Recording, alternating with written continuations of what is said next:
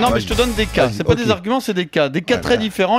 Pour te dire qu'il n'y a pas de solution miracle. Laurent Blanc, donc c'est quelques mois avant l'Euro 2012, le président Noël Le Graët lui donne un objectif de quart de finale. Il se qualifie pour les quarts, mais il perd contre l'Espagne et globalement l'Euro est raté. Oui, mais l'objectif atteint.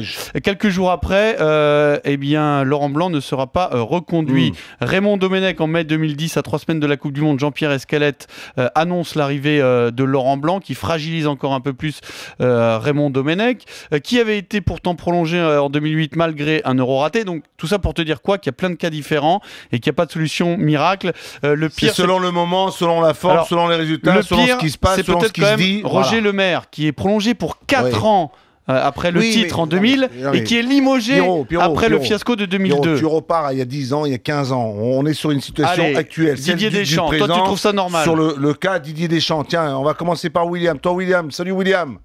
Salut Louis, salut Pierrot. Alors pour toi, c'est pas normal que Deschamps soit prolongé jusqu'en 2016 avec le groupe qu'ils ont, c'est ça? Non, je vois que t'es excité Louis, mais t'as complètement tort. Avant que tu prennes la parole, t'as complètement tort. C'est Pierrot Dorian qui vient de parler, c'est pas Luis Fernandez. Hein. D'accord, fais-moi plaisir. Parce que si j'ai tort sans avoir rien dit, je vais arrêter de parler avec vous, messieurs. Vas-y, tu peux y aller maintenant.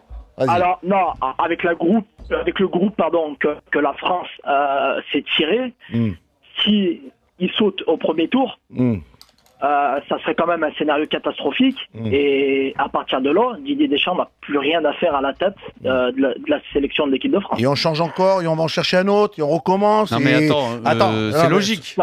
Et on repart, on fait Wenti de sélectionneur national. Il faudra repartir. Vas-y. En fait, j'ai l'impression que Raymond Domenech, ça n'a pas suffi, ce qui s'est passé. On parle pas d'il y a 30 ans, hein, c'était il y a 5 ans. Non mais, moi je vous demande... Donc j'ai l'impression que ça n'a pas suffi. Vous n'êtes pas fatigué, on n'est pas fatigué là, quand on a, par exemple, moi quand il y avait Laurent Blanc, j'étais heureux, j'étais content, William. Pourquoi?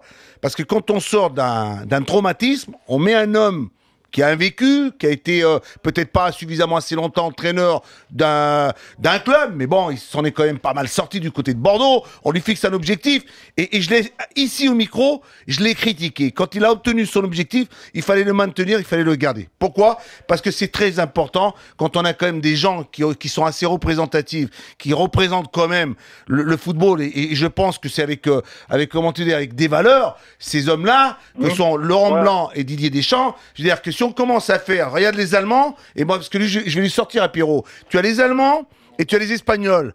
En Allemagne comme en Espagne, on n'a pas changé, on a gardé, on a mis en place, et tu vas me dire, oui, mais Del Bosque, il gagne. Oui, il gagne, il est champion d'Europe, champion du monde, mais l'Allemand, il gagne pas, hein. Il n'est pas champion d'Europe, il n'est pas champion du monde. C'est pas pour autant qu'on change. Pourquoi on le garde?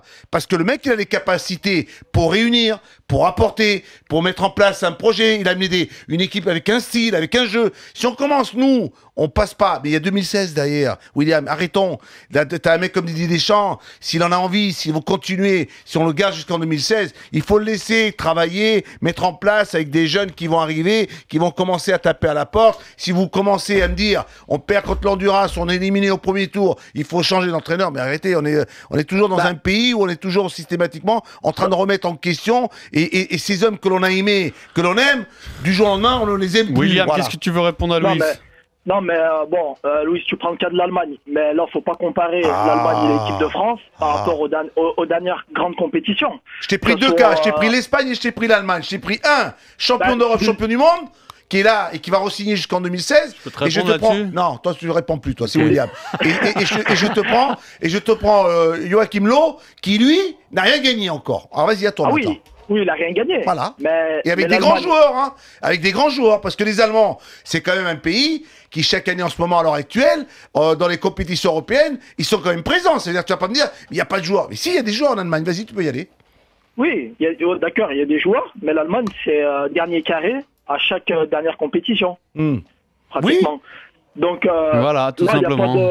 D'accord, c'est une équipe favorite pour aller chercher un titre, l'Allemagne. Quand tu compares, ce que te dit William, c'est très simple. Ça tient la route. C'est très simple.